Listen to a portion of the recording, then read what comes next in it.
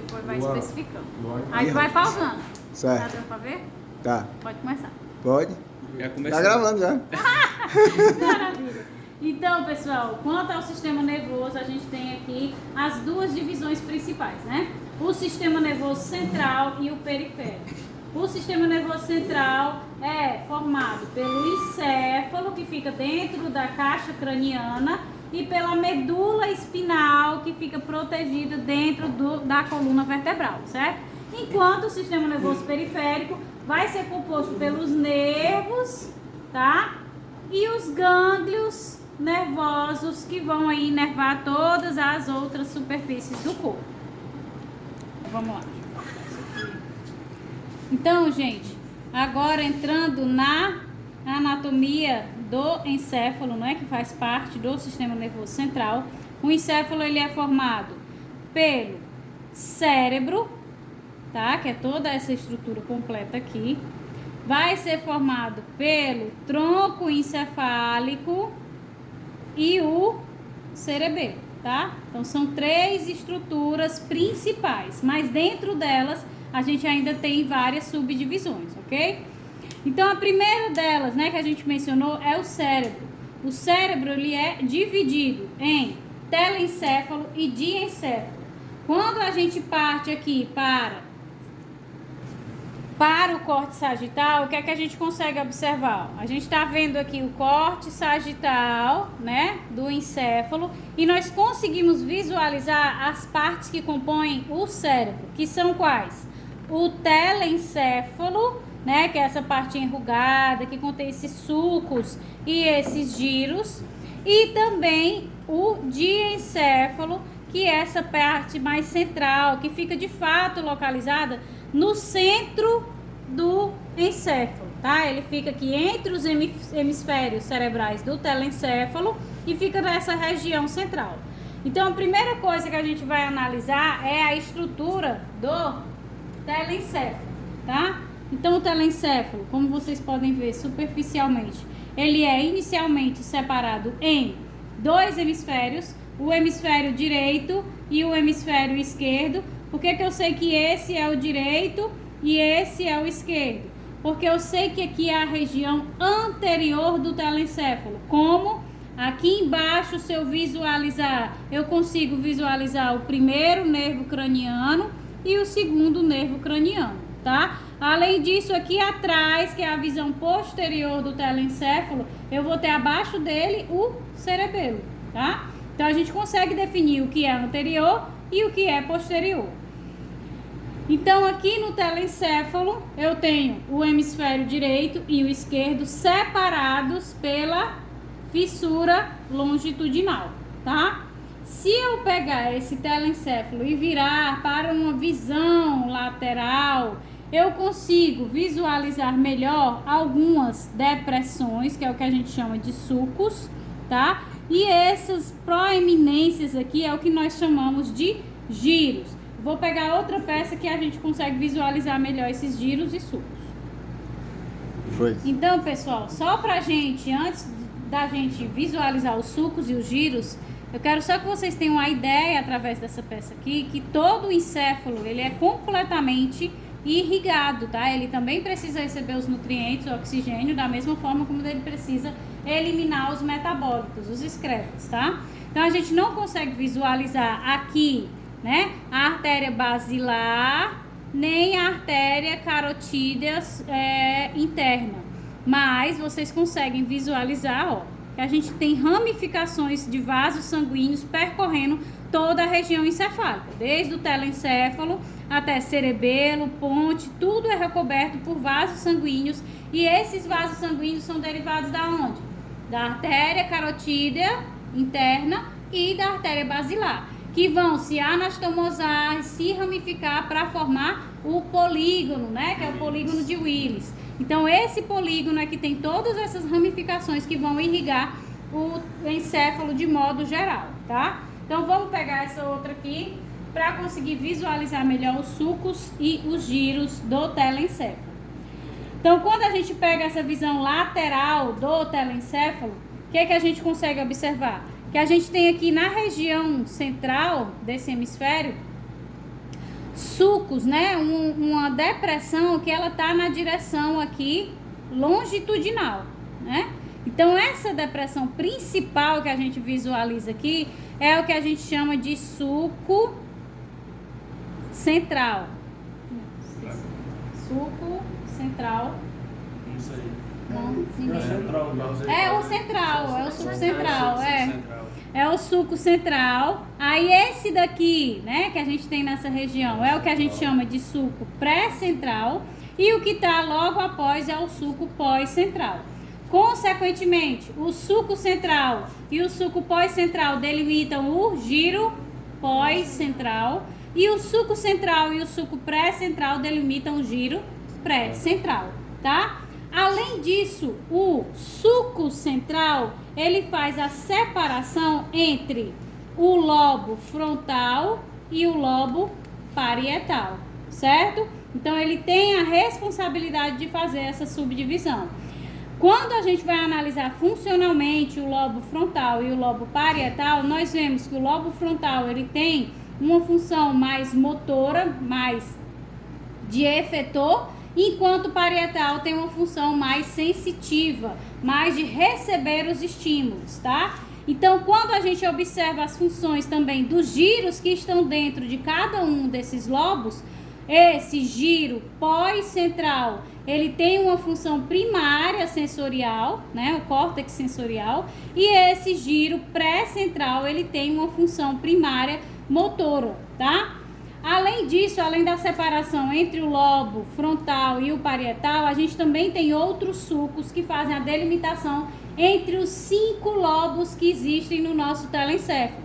Nós temos o lobo frontal, o parietal, o temporal, o occipital e o lobo da ínsula, que fica aqui internamente, a gente não consegue visualizar, mas vamos visualizar ali, tá? Então, para que a gente separe o lobo frontal e o parietal, temos o sulco central. Para que a gente separe o lobo frontal e o parietal do lobo temporal, a gente tem bem aqui, ó, o sulco lateral, certo? Além disso, bem aqui nessa região, a gente tem o sulco lateral, separando os lobos frontal e parietal do lobo temporal. Além disso, o que é que a gente também consegue visualizar? Logo aqui abaixo, a gente tem outro sulco, que é chamado de sulco temporal superior, tá? E aqui embaixo não está muito bem definido, né? Mas a gente também consegue visualizar o sulco temporal inferior. Consequentemente, entre o sulco lateral e o sulco temporal superior, a gente vai ter o giro temporal superior. Entre o sulco temporal superior e o sulco temporal inferior, a gente vai ter o giro temporal médio. E abaixo do sulco temporal inferior, a gente vai ter o giro temporal inferior, certo? Além disso, a gente também vai ter outro sulco aqui presente, né? Que é o sulco que faz a separação entre o parietal e o occipital, certo? Então, o sulco que faz a separação entre o parietal e o occipital é o sulco parieto-occipital. Não tem aqui não, mas eu me lembrei. É o parieto-occipital que faz a separação entre o lobo parietal e o lobo occipital. Ainda dentro do lobo occipital, se a gente vier para uma visão medial, deixa eu ver se tem aqui. Não tem. Tá aqui. A gente tem esse outro sulco aqui no lobo occipital, que é o sulco calcarino, certo? Esse sulco calcarino faz a subdivisão nessa região superior e nesse giro inferior. Esse inferior aqui é chamado de o superior é o cúneus e o inferior é o giro lingual. Então, esse giro superior é o giro cúneus e esse aqui é o giro lingual, que fazem parte do lobo occipital. Na região mais interna, que eu acho que só dá para visualizar nessa peça aqui, é que a gente vai ter, ó, o lobo da ínsula. E não sei se vocês conseguem perceber, mas o lobo da ínsula, esse sulco aqui central, ele é a continuação do sulco central que a gente viu lá na visão lateral do hemisfério do telencéfalo. Então, percebam que o sulco lateral, a continuação dele, também faz a divisão no giro menor e no giro maior do lobo da ínsula, que fica internamente no telencéfalo e compõe o quinto lobo do telencéfalo, tá? Então, estruturalmente no telencéfalo a gente tem essas subdivisões realizadas pelos sulcos e pelos giros, mas a gente também tem uma divisão que a gente consegue visualizar mais ou menos aqui nas extremidades e na região interna do telencéfalo. Então percebam que as extremidades, que é o que a gente chama de área cortical ou região de córtex, ele é mais escuro, tá? Ele é mais acinzentado. Por quê? Porque nessa parte do mesencéfalo a gente tem uma abundância, uma riqueza dos corpos celulares dos neurônios, tá? Então por isso que ele fica mais denso pela presença do núcleo.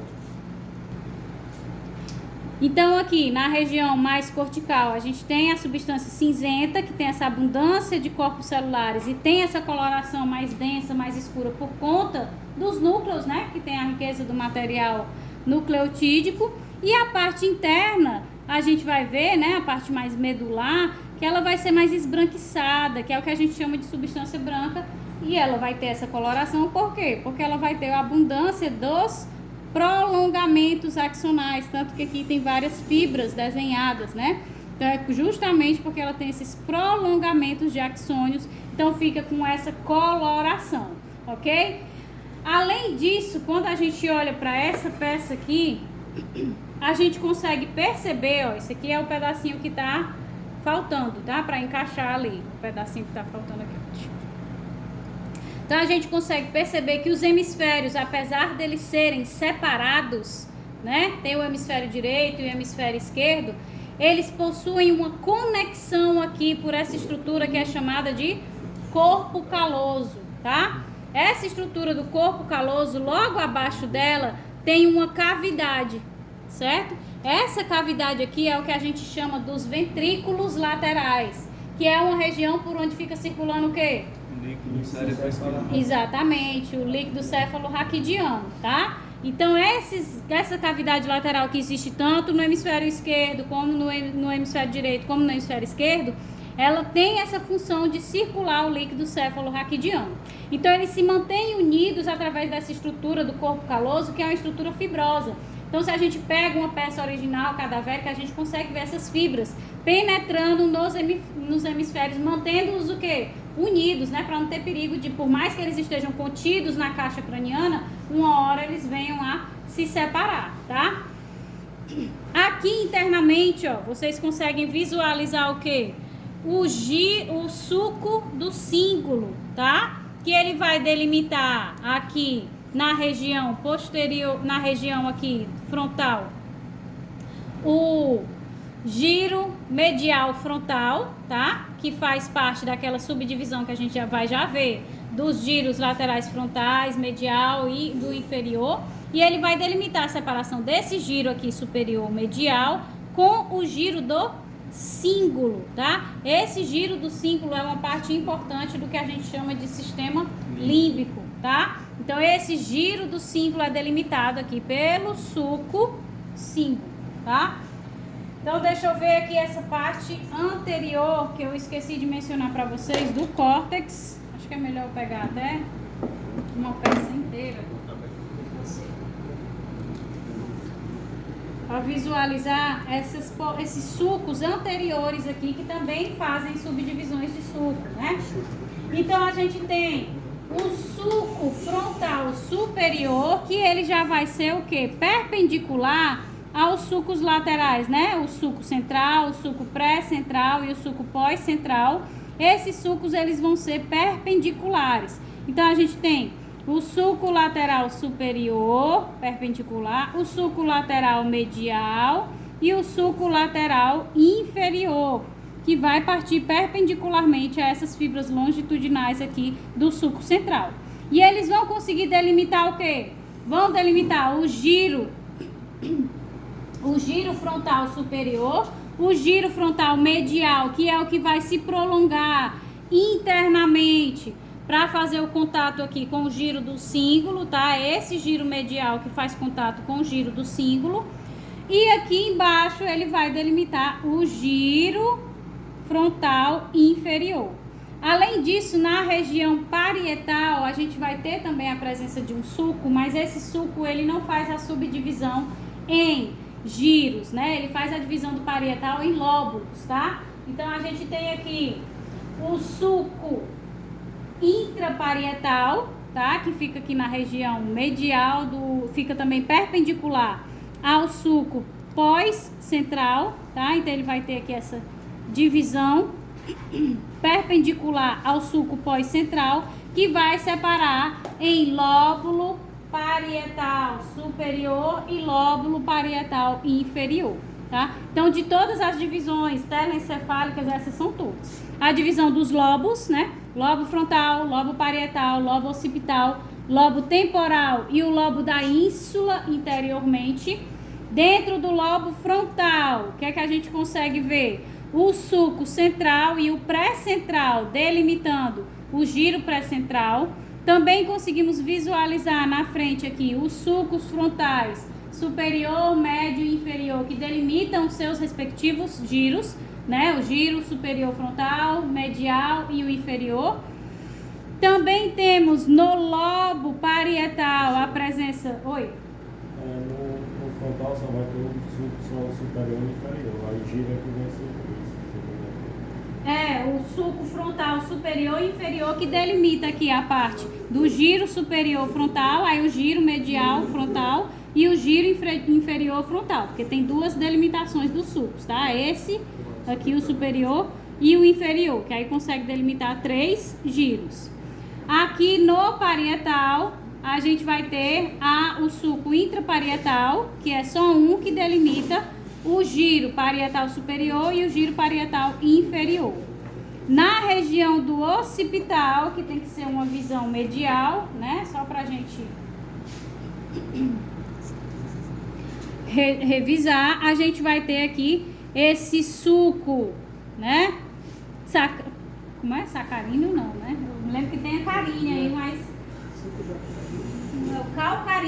Calcarino, o sulco calcarino que delimita o cúneus e o giro o giro lingual. Então, o giro cúneus e o giro lingual, certo? Então, dessas são as delimitações, partindo aqui para o último, para revisar. O lobo temporal, a gente tem o sulco lateral. Logo abaixo dele, a gente vai ter paralelo, né? O sulco temporal superior e o sulco temporal inferior. Entre o lateral e o temporal superior, a gente vai ter o giro temporal superior. Tem mais nada, bebê.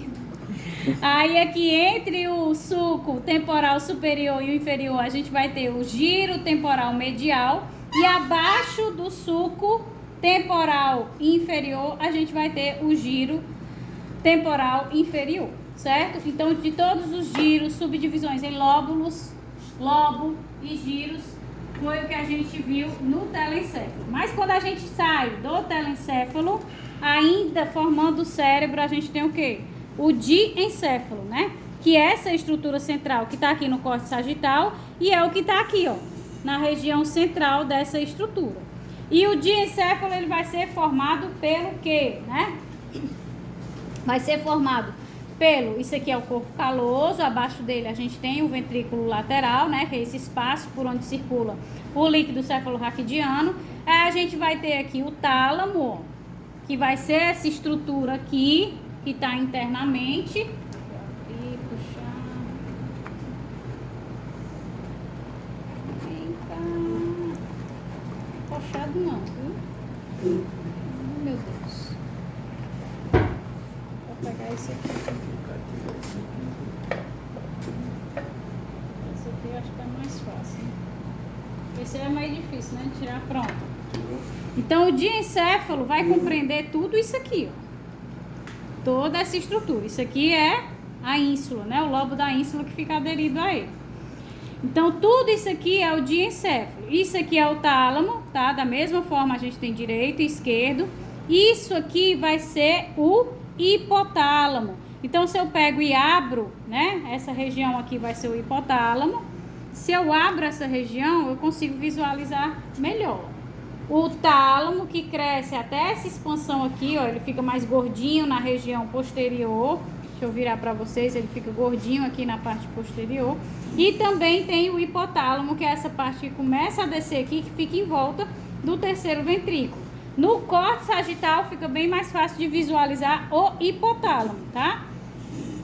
Então a gente tem aqui nessa bolinha, né, que se prolonga para as laterais. Tenham essa visão, né, que ele se prolonga para as laterais.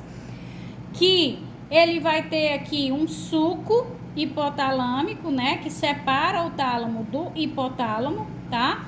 Ele vai estar aí presente no terceiro ventrículo, então todo o diencéfalo ele está em volta do terceiro ventrículo, que é outra cavidade por onde circula o líquido cefalorraquidiano. Ele vai ser delimitado inferiormente por esse suco, superiormente por uma estria, tá? E aqui no centro a gente tem essa proeminência que pode ser chamada de adesão intertalâmica, tá? Que é onde fica tendo contato as regiões do tálamo. Então aqui, que é onde está esse buraquinho, né, na peça, seria a região onde teria a proeminência, onde eles interagem. Por isso que aqui embaixo ela está meio acinzentada, para destacar a presença dessa proeminência, que é chamada de aderência intertalâmica. Então, beleza, desceu aqui para o hipotálamo, na região central temos o tálamo, nessa região aqui mais anterior temos o hipotálamo, e o hipotálamo ele vai ter 3 prolongamentos, tá? Nós temos aqui o prolongamento óptico, temos aqui o prolongamento da hipófise, que possui as suas 2 porções, né, adenohipófise e neurohipófise, e temos aqui o outro prolongamento, que são os corpos mamilares, né?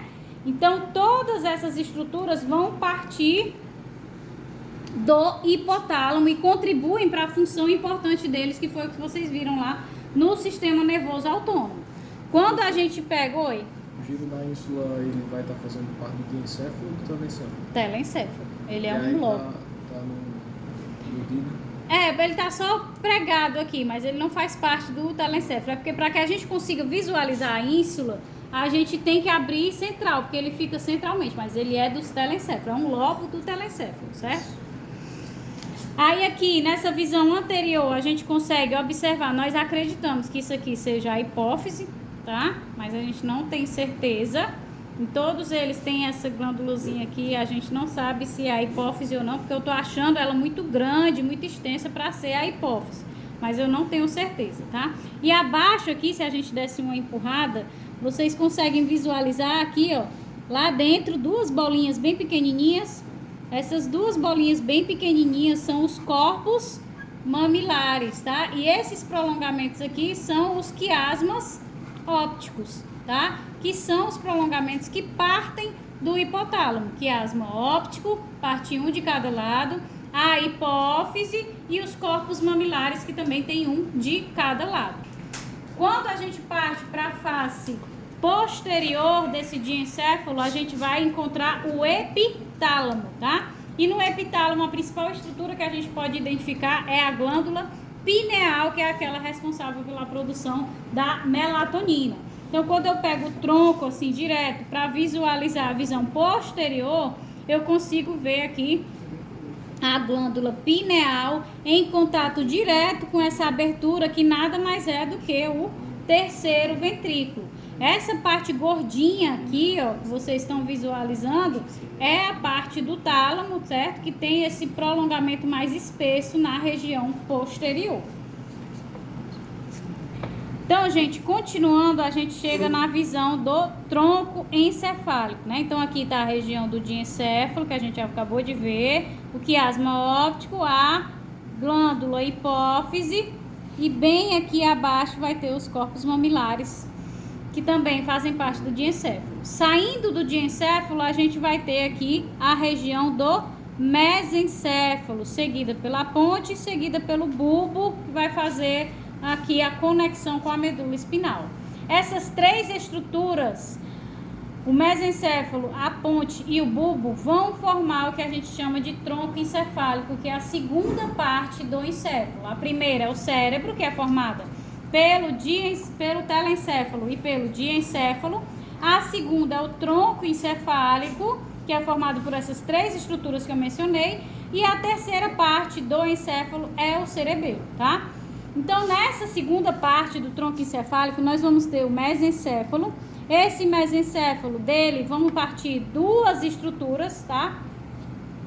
Que são importantes, que é o terceiro nervo craniano e o quarto nervo craniano. Eles partem aqui da região do mesencéfalo.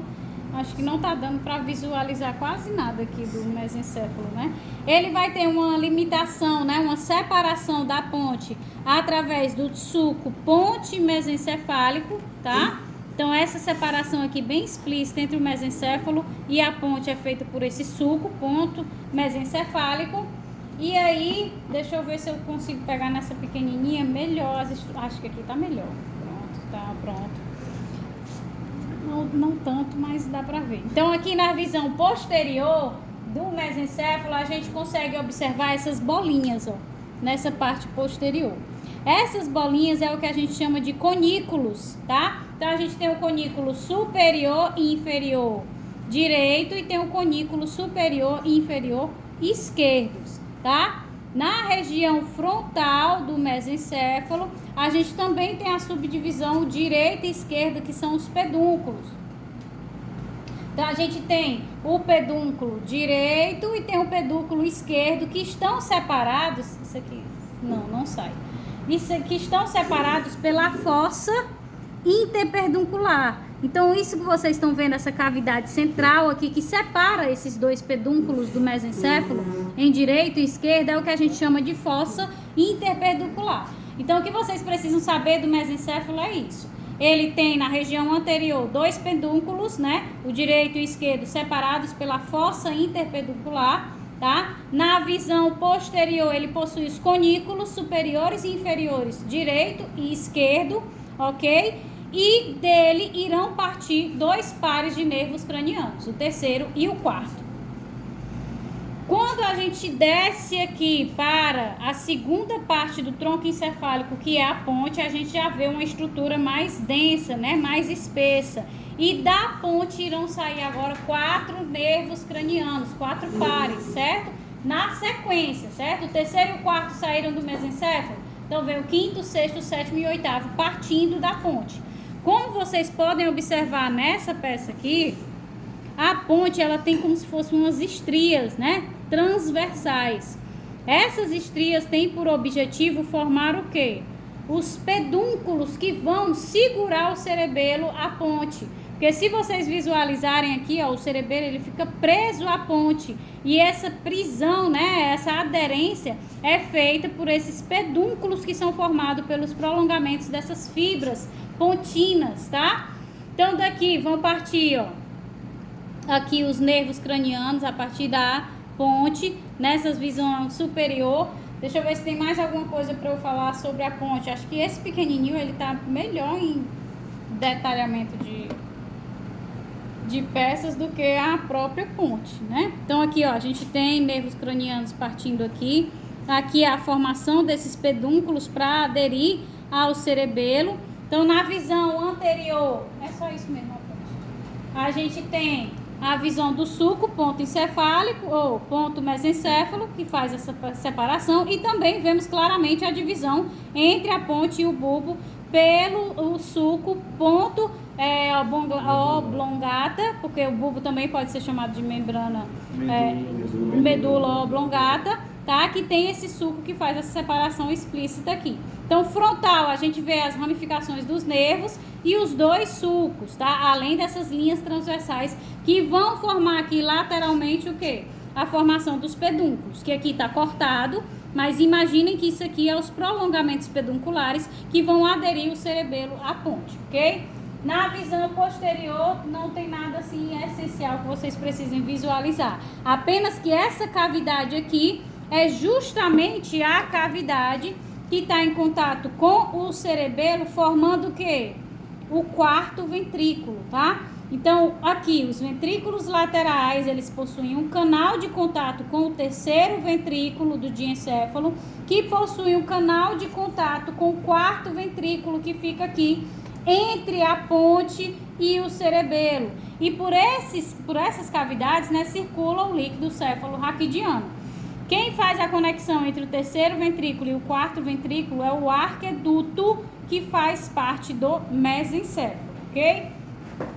Então, seguindo, a gente vai chegar no bulbo, certo? Então, no bulbo, depois a gente volta para o formato cônico. Por quê? Porque ele vai afunilando para fazer essa transição com a medula espinal, certo? E ele vai ter aí também, a partir dele, partindo 4 pares de nervos cranianos, os que continuam, né? O 9º par, o 10º, o 11º e o 12º. O 11º, ele vai ter essa ramificação mais espessa, mais grossa aqui, porque ele tem várias ramificações, que é o nervo acessório, tá? O 11º. Então, ele tem muitas ramificações, por isso que ele tem uma espessura maior quando a gente vai analisar a saída desses nervos a partir do bulbo, tá? Ou medula oblongata, como alguns também chamam. Então, ele tem... Ai, meu Deus. Volta aqui. Então, ele vai ter aqui alguns sulcos, né? Delimitando. Acho que esse daqui fica melhor pra gente visualizar. Só tem esse mesmo. Só tem esse, né? Mas acho que dá certo. Pronto. Aqui na região central, a gente tem um sulco. É o sulco piramidal. Oh, a figura está em cima, não acredita? Deixa eu procurar aqui. Eu não me lembro não. Aqui. É a fissura, é uma fissura, tá? Então aqui a gente tem a fissura mediana anterior e na visão posterior nós também temos a fissura mediana posterior, tá? Em ambos os lados, visão anterior e posterior, a gente vai ter os sulcos laterais, tá? Então, tem o sulco posterolateral desse lado e desse lado em pares, tá? E na visão anterior, eu também vou ter o sulco, só que agora é o sulco anterolateral. A fissura e esses sulcos é que vão delimitar as estruturas chamadas de pirâmides, tá? Essas pirâmides aqui, essas duas estruturas frontais do bulbo, é que vão sofrer um processo chamado de decussação das pirâmides, que é onde a gente tem o cruzamento entre as fibras nervosas, tá? Por isso que o hemisfério direito vai inervar o lado esquerdo do corpo, ou seja, controla o lado esquerdo do corpo, e o hemisfério esquerdo vai inervar, controlar o lado direito do corpo, por conta dessa decussação das pirâmides que acontece a nível do bulbo. Então, o que vocês precisam saber do bulbo é que acima dele ele tem uma delimitação pelo sulco ponto omblogato, eu não consigo falar esse negócio, por isso que eu falo o bulbo. Então ele tem o sulco de delimitação superior, no entanto, inferiormente, quando ele vai fazer a comunicação com a medula espinal, ele não tem uma delimitação clara, tá? Não possui nenhum sulco delimitando. Além disso, ele possui anteriormente a fissura mediana anterior e posteriormente ele possui o sulco mediano posterior e lateral a cada uma dessas regiões medianas, a gente vai ter o sulco posterolateral, que vai, né, definir aquelas estruturas lá, o grácil e também vai definir o grácil, meu Deus, não mais nada, e o cuneiforme. Tá? Então, são eles que vão separar essas estruturas posteriores, que é o grácil e o cuneiforme, mas também vocês não precisam se ater a isso não, nem eu estou sabendo, imagine vocês.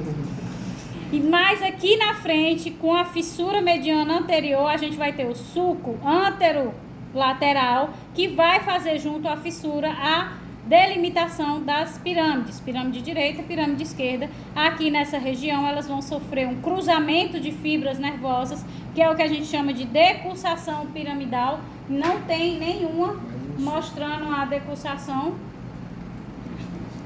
Tem não, aqui nem essa daí tem. Essa é a visão posterior. A anterior não tem, ó, nenhuma tem a decussação, mostrando as fibras se cruzando. Mas enfim, imaginem aqui, né, a gente tendo essas ramificações se cruzando nessa região. E para finalizar, além do sulco superior, desses sulcos laterais anteriores e posteriores, e da fissura mediana e do sulco mediano anterior e posterior, e formação das pirâmides, vocês também têm que ter em mente que vai sair a partir do bulbo os outros 4 pares de nervos cranianos, tá? O 9º, 10º, 11º e o 12º. Beleza. Terminou o tronco encefálico, a gente vem para a terceira estrutura do encéfalo, que é o cerebelo, tá? O cerebelo, assim como o telencéfalo, ele também vai ter, na sua extremidade mais cortical, o aspecto acinzentado. Por quê? Porque ele tem uma abundância de corpos celulares e a parte interna vai ser mais esbranquiçada, porque ele vai ter a abundância dos axônios, ok? Também vai ser dividido em hemisfério cerebelar direito e esquerdo, tá? Então, quando eu pego aqui... pronto, acho que esse aqui dá pra... Tá. Cadê? As bolinhas tem que ficar segurando. Pronto.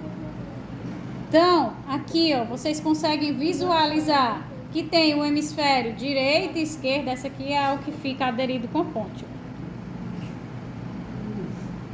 Então, tem o hemisfério direito e esquerdo, tá? Quando eu visualizo aqui nessa porção, eu queria a ponte... Pronto. Não, aqui é a ponte desse? Não, acho que não. Eu acho que é, não? Eu acho que é desse aqui, não? É esse aqui? Pronto. Esse aqui é desse aqui, não. Não, tá aqui, ó. Deu Aí, certo aqui. então tá Eu vou certo. botar só um. Ai, tem que ficar segurando. Pronto. Então, aqui, ó, ligado à região da ponte, ó, percebam que ele está interagindo diretamente com a ponte. A gente tem os prolongamentos aqui transversais da ponte de fibras que vão formar os pedúnculos que interagem com o cerebelo, consequentemente o seguram nessa estrutura. Então, quando a gente tem essa visão aqui posterior, a gente consegue observar o hemisfério direito cerebelar, mas a gente também tem o esquerdo, tá? Eu só removi. Temos essa divisão em dois hemisférios, que é o vermes, tá? O verme cerebelar que separa em hemisfério direito e esquerdo. E quando a gente faz a junção, né? A posição aqui eu não consigo acertar. Eu quero mostrar agora as faces.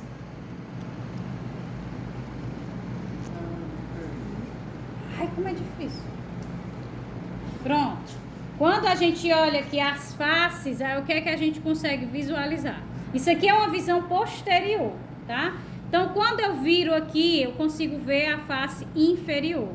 Na face inferior, eu tenho essa face inferior, tenho uma face superior e tenho uma face aqui que fica em contato com o tronco encefálico, certo? Que é essa face interna aqui, quando eu faço esse giro. Então, o que é que a gente consegue visualizar se eu removo aqui o tronco encefálico? A face anterior, que fica para frente, né, em contato com o tronco encefálico, possui aqui essas duas estruturazinhas, ó, que é o nódulo flocular, certo? Que é o que a gente chama de lobo nódulo flocular, que vai ter essas duas estruturas em cada um dos lobos, tá? Quando eu pego e viro ele para ter essa visão superior, eu já consigo separar em lobo superior e inferior, que eu acho que deve ter um que tem mais nitidamente, deixa eu ver esse aqui. Não tem essa divisão mais nítida do lobo superior e inferior, e essa separação entre o lobo superior, que é bem mesmo aqui na parte superior, tá? O lobo inferior, ele é bem maior, ele pega uma extensão bem maior, porque vai ter aqui bem a fissura prima, tá? Então, a separação entre o hemisfério direito e esquerdo cerebelar é feita pelo vermes, tá? Enquanto a separação entre o lobo superior e inferior cerebelar é feita pela fissura prima. Não existe uma fissura, um sulco separando o lobo nódulo flocular das outras duas. Não há necessidade, por quê? Porque eles são estruturas bem evidentes, né? É o lobo nódulo flocular que fica bem evidente. Então, a gente só separa aqui o lobo superior do inferior, tá? E tem as faces, né? Então, quanto ao cerebelo, o que é que vocês precisam saber? Que ele é dividido em dois hemisférios também, o direito e o esquerdo. Ele também é formado por sulcos, né? Como a gente vê aqui, e giros, igualmente ao telencéfalo. Ele vai ter três faces, a face anterior, a face superior e a face inferior, que é essa de baixo. E vai ter também três lobos, tá? o lobo anterior, que é separado o lobo superior, perdão, que é separado do inferior pela fissura prima, e o lobo nódulo flocular, que é formado por essas 4 estruturazinhas aqui.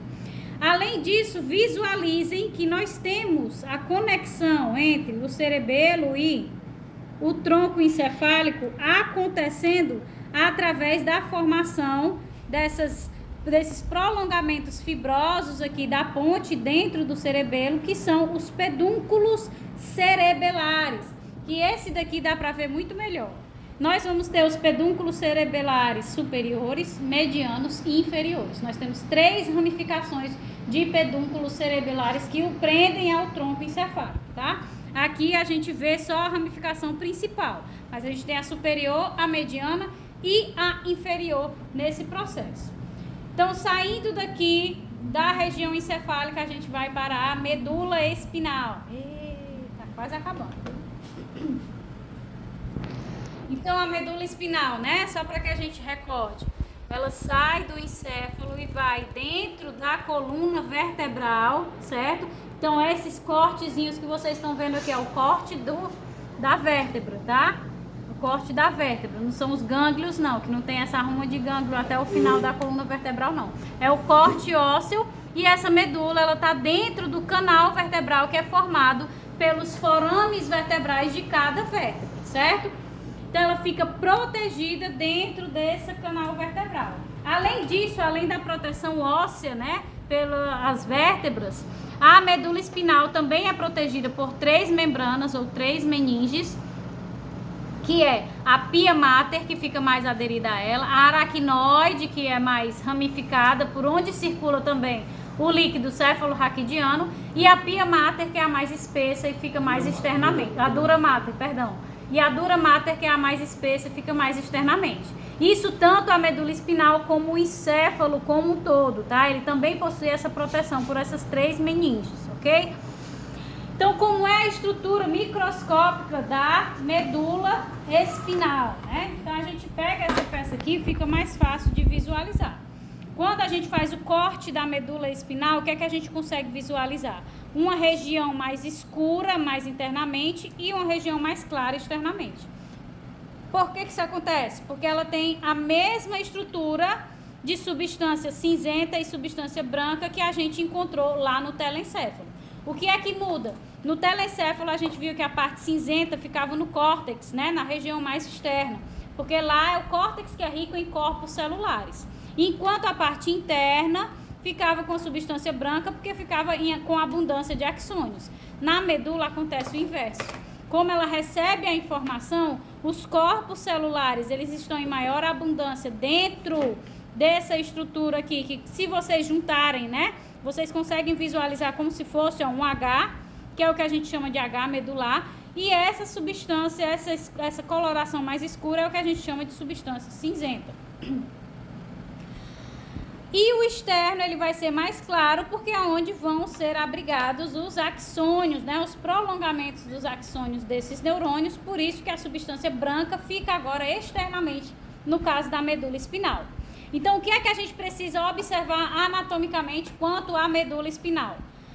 Primeiro, ela possui esses prolongamentos aqui para as extremidades, que é o que a gente chama de cornos, tá? Então, nós temos na região posterior, que é onde a gente tem esses cornos mais estreitos, né? É o que a gente chama de cornos dorsais ou cornos posteriores.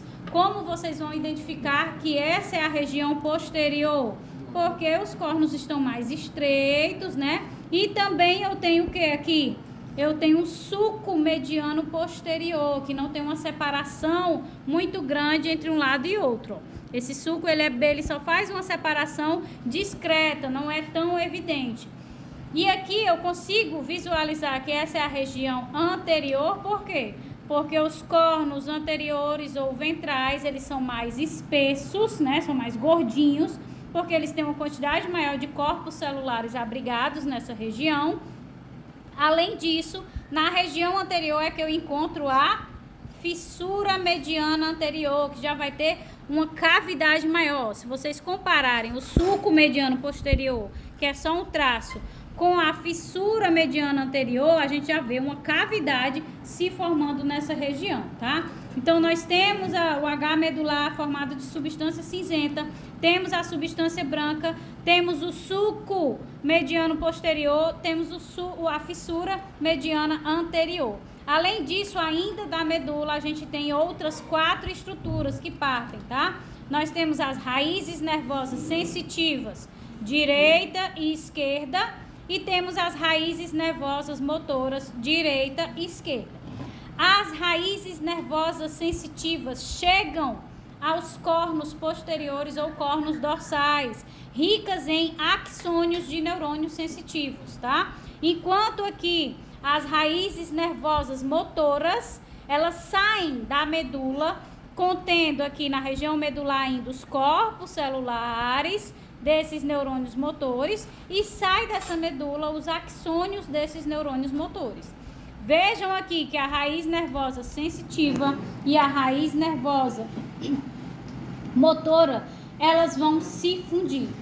Quando elas se fundem, é que elas formam o que a gente chama de nervo, tá?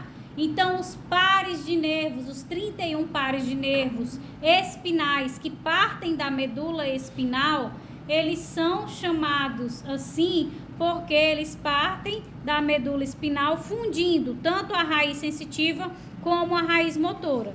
Automaticamente, se ele tem as duas raízes, os dois tipos de neurônios, a gente pode chamar de neurônio misto, ok? Outra característica que a gente consegue visualizar aqui, o gânglio sensitivo ou gânglio espinal, que vai ter os corpos celulares dos neurônios sensitivos que recebem estímulos do meio externo e interno do corpo, tá? Então, esses gânglios sensitivos que entregam o estímulo dentro da medula espinal, eles estão aqui antes da anastomose, antes da fusão entre as raízes nervosas sensoriais, sensitivas e motoras, tá? Além disso, a gente pode ter outros gânglios sensitivos? Pode, né? Que é o que vai encaminhar aí o estímulo até esse neurônio sensitivo que chega à medula espinal. Mas dentro da medula é o H medular cinzento, a substância branca, o sulco mediano posterior, a fissura mediana anterior, raiz nervosa sensitiva, direita e esquerda, raiz nervosa motora, direita e esquerda. Ok? Ok. A medula, como eu já falei, da mesma forma, é recoberta pelas 3 meninges e também na região central dela, que não está mostrado aqui, mas está no desenho, ó, esse furinho, é o que a gente chama de canal central. Por esse canal central, a gente tem a circulação do líquido céfalo-raquidiano. E para concluir rapidamente, passando agora à medida que saiu da medula espinal e formou os nervos espinais mistos, a gente entra agora no sistema nervoso periférico. E o sistema nervoso periférico vai ser formado por nervos e gânglios. Nessa peça aqui a gente consegue visualizar apenas os nervos, tá? Então nós temos nervos cranianos, especificamente 12 pares.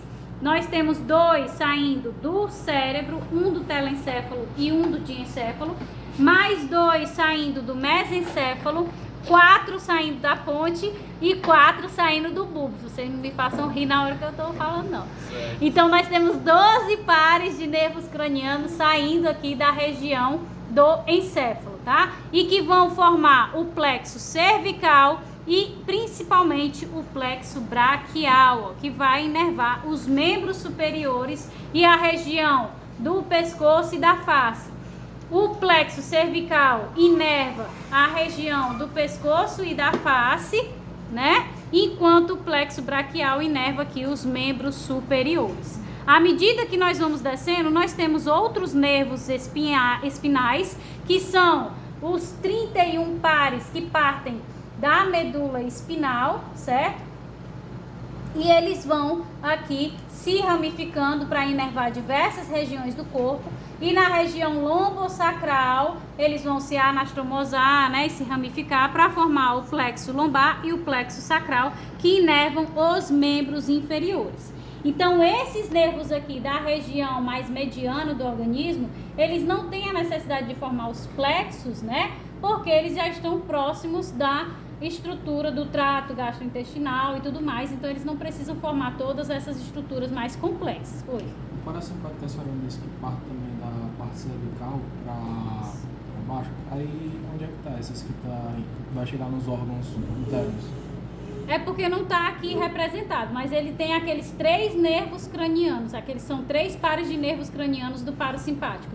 Então é do craniano que partem os 3 nervos do parasimpático e eles vão principalmente inervar aqui os 2 primeiros, a região da face, né, e superior do organismo, mas a gente também tem aquele nervo, o vago, né, que ele vai descendo, aqui é porque não está representado, mas o vago vai descendo até a região quase do trato geniturinário e ele vai até chegar ao trato intestinal e na parte do geniturinário são aqueles que partem aqui da região sacral, mas ele vai se ramificando, porque aqui não está desenhado a ramificação, mas o vago também, se a gente fosse comparar, por exemplo, o isquiático, né, que é o que a gente chama de ciático, com o vagal, são dos maiores. Depois do isquiático a gente tem o vago que se expande até chegar em diversos órgãos.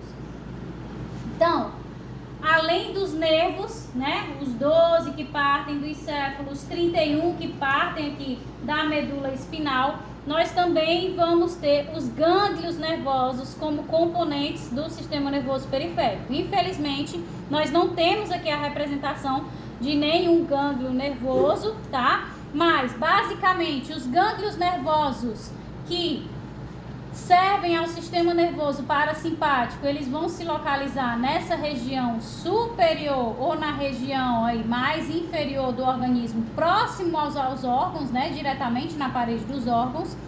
E os gânglios que vão servir ao sistema nervoso simpático, eles vão se localizar aqui lateralmente à medula espinal, né? Então a gente vai ter a cadeia ganglionar simpática direita e esquerda, que vai aí inervar os seus órgãos-alvo. Ok, pessoal? Ok. Pessoal, desculpa aí, fiz o máximo que eu